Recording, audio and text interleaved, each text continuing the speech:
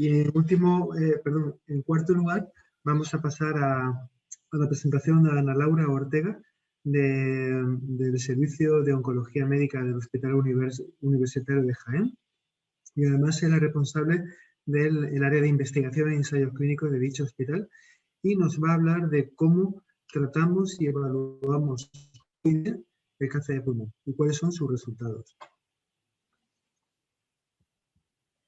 Ana, cuando quieras. Buenas tardes. No puedo compartir mi pantalla. Aparece que hay otra persona compartiendo aún. Tengo el mismo problema que pasó antes. Ahora sí, gracias. Bien. Pues empiezo con mi presentación, pero antes me gustaría dar las gracias.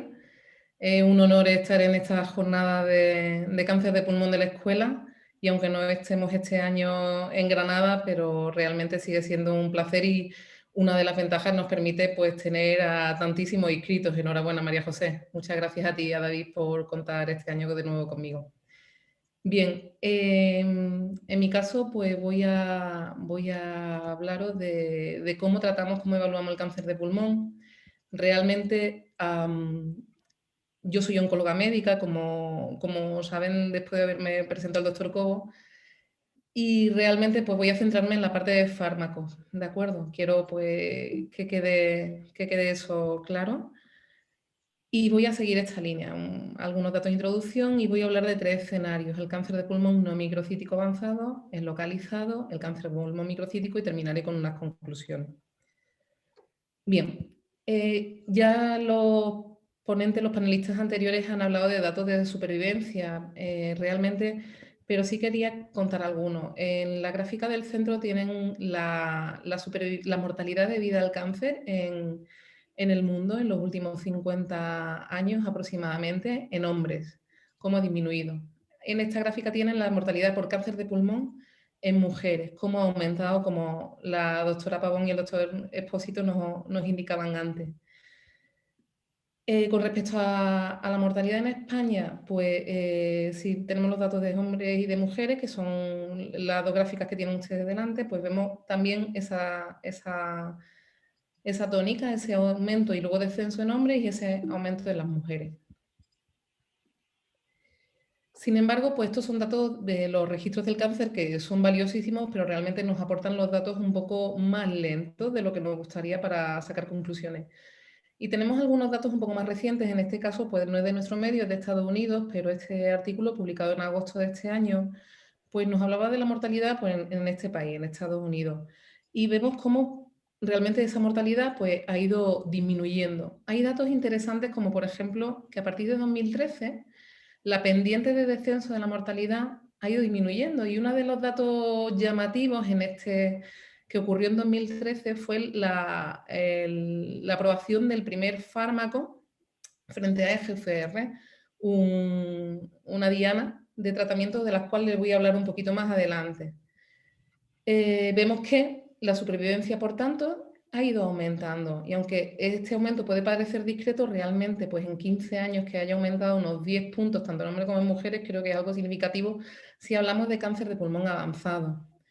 En el cáncer de pulmón microcítico, sin embargo, pues aunque la mortalidad ha disminuido, la supervivencia se mantiene estable, y es que es cierto que no se han producido pues, los mismos avances, desafortunadamente, aunque creo que voy a poder contarles algunos a lo largo de la presentación. Pero aparte de hablarles de fármacos, de hablarles de curvas, pues como decía la doctora Pavón, la parte más importante para que reduzcamos la incidencia de la mortalidad y mejoramos la supervivencia del cáncer de pulmón es acabar con el tabaquismo. Realmente en oncología es cierto que, y es realista, que usamos la información genética para personalizar el tratamiento. Buscamos qué genes tiene la enfermedad, qué genes tiene el tumor, para actuar frente a ello. Esto se puede hacer dentro de un ensayo clínico, pero ya se hace también desde hace algunos años, como les decía, en los pacientes reales. Pero tenemos varios problemas en este caso, y es la heterogeneidad de los tumores. Los tumores no son homogéneos, las células crecen de una forma desordenada, entonces realmente el obtener esa información puede ser un reto, y tenemos herramientas en los últimos años como la biopsia líquida, que nos permite tener información del tumor, no directamente del tumor, que es el paso fundamental siempre, pero de forma complementaria pues de proteínas, de otras estructuras como ácido nucleico, metabolitos, que nos permiten darnos información del tumor y en los diferentes momentos de la enfermedad, o bien como en momento de detección precoz, o bien para monitorizar una respuesta o para estudiar la evolución de la enfermedad. Pero después de estos conceptos generales, pues me gustaría centrarme, como les decía, en 3 escenarios clínicos diferentes. Por un lado, en el cáncer de pulmón no microcítico, que es el más frecuente, y es desafortunadamente, como han dicho antes mis compañeros, pues la mayor parte de los diagnósticos se dan en una etapa avanzada de la enfermedad. Aquí, pues los avances en los últimos años han sido bastante importantes, pero para intentar no extenderme demasiado, creo que este año 2020, a pesar de lo atípico de este año, la investigación ha seguido adelante, la comunicación científica también, y hemos tenido datos interesantísimos. Por un lado, de inmunoterapia, y tenemos los primeros datos de qué pasa después de 5 años de tratamiento con inmunoterapia, y por otro lado, de tratamientos personalizados. Y vemos qué pasa después de 5 años de un fármaco que se llama Alectinib, que se utiliza frente a un subtipo de tumores que es los cánceres de pulmón ALK positivo. Y vemos que en estos pacientes con una enfermedad avanzada, es decir, con un cáncer de pulmón estadio 4, la supervivencia pues, puede ser superior pues, a los 2 años, 26,3 meses en el caso del pembrolizumab, o incluso puede pasar barreras como los 5 años de supervivencia. Y como les decía, pues los avances en cuanto a fármacos pues, han venido en la mayoría de las manos de detectar alteraciones genómicas. Y pasamos de diferenciar el cáncer microcítico no microcítico dentro del no microcítico según el tipo de célula, escamoso o no escamoso. Y en los últimos 5 años pues empezamos a buscar más alteraciones genéticas, todas estas que ven ustedes en la presentación. Así pues, el tratamiento ha pasado de ser así de simple, como era pues hace apenas 10 años, 15 años, así de simple en la enfermedad avanzada, si queríamos tratar al paciente con algún fármaco citostático, a así de complejo y cómo se ha ido aumentando su complejidad en los últimos 3 años. Este sería el esquema en 2017, 2018 y 2019.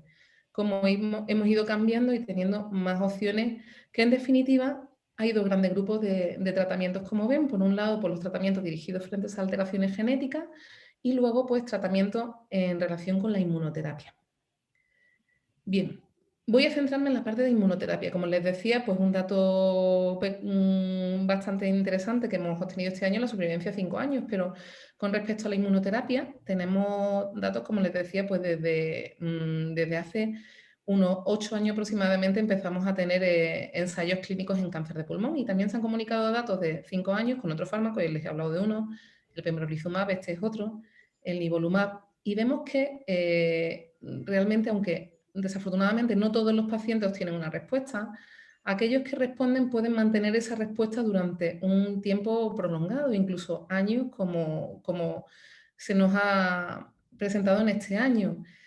Y realmente, pues incluso se empiezan a hacer algunas preguntas como si en el entorno metastásico, una enfermedad por definición incurable, pues realmente sería posible hablar de curación. La respuesta es que no, pero este titular muy provocador que nos daban pues, en el Congreso Europeo de este año, me gusta presentarlo porque realmente creo que algunos paradigmas empiezan a cuestionarse, y aunque realmente la respuesta es que no, pero es cierto que empezamos a hacernos este tipo de preguntas en una enfermedad que antes hablamos de una supervivencia de meses.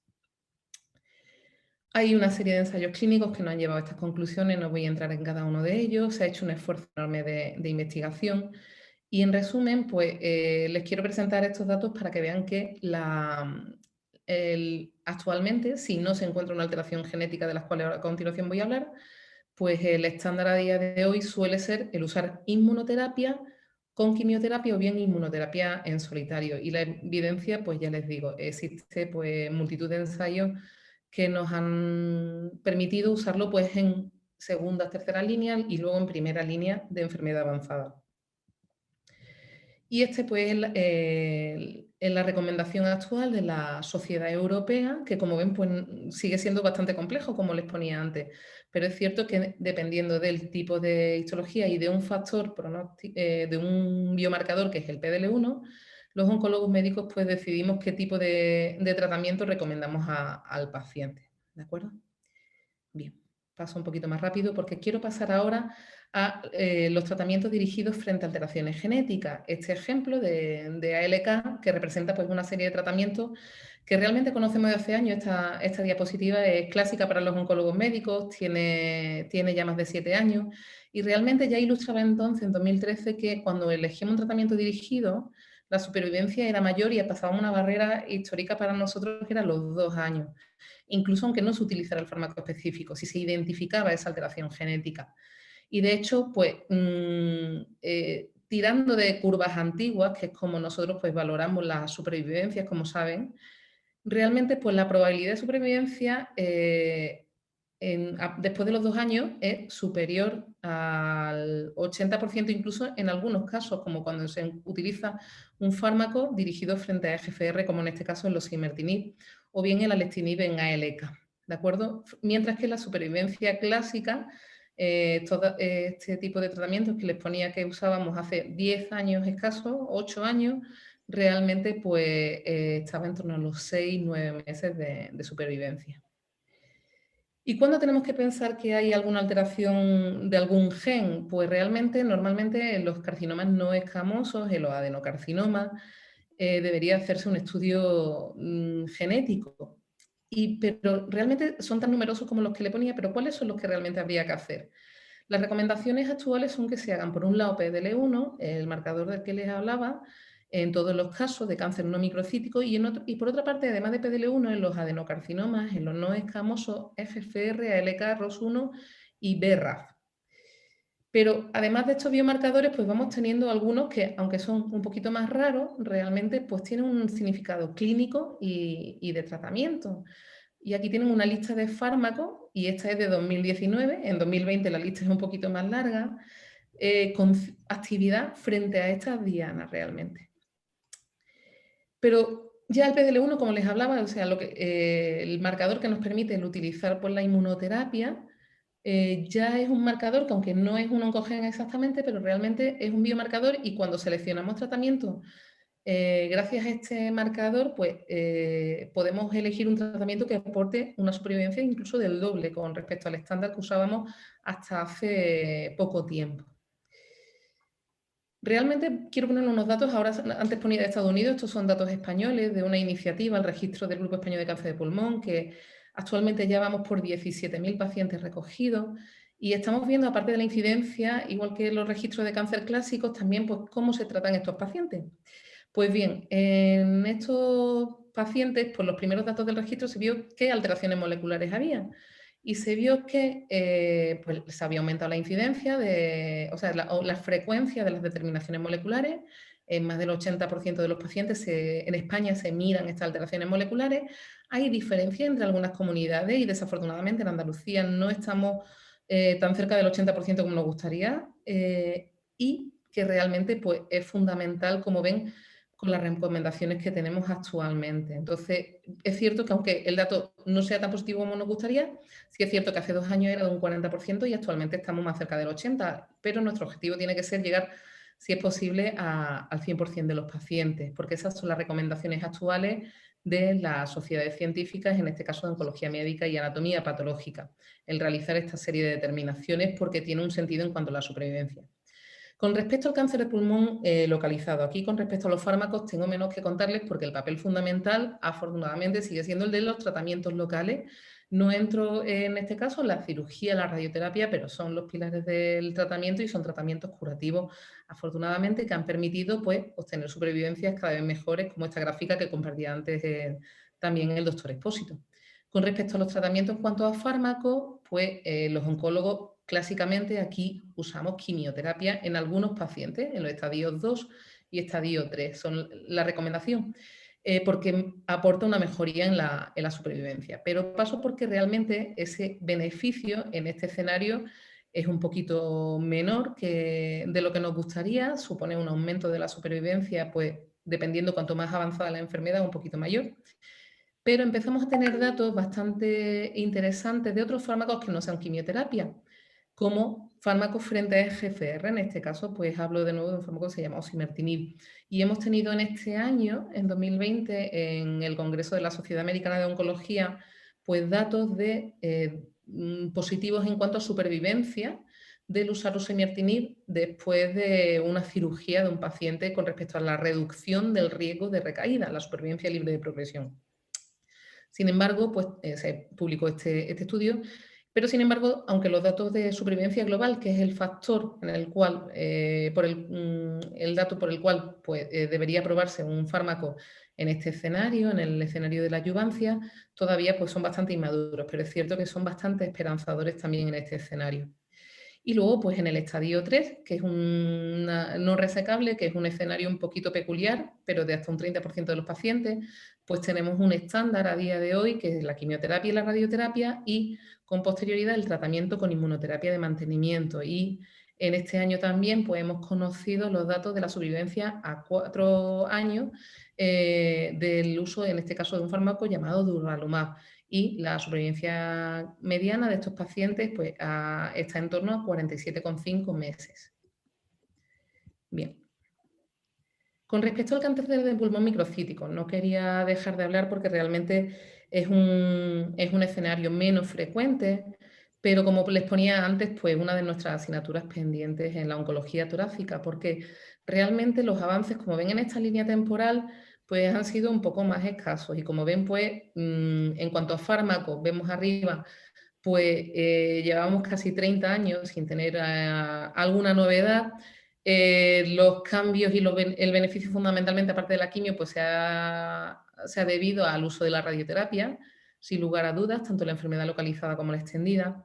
Pero en los últimos 2 años hemos tenido datos de la inmunoterapia, o bien sola o bien en combinación con la quimioterapia, en el cáncer microcítico de pulmón. Y aunque aquí los datos pues, son un poquito menos espectaculares, menos no tan positivos, pero sí con un beneficio sin duda, pues realmente empezamos un camino y empezamos a tener alguna novedad por primera vez, pues ya les digo, en décadas.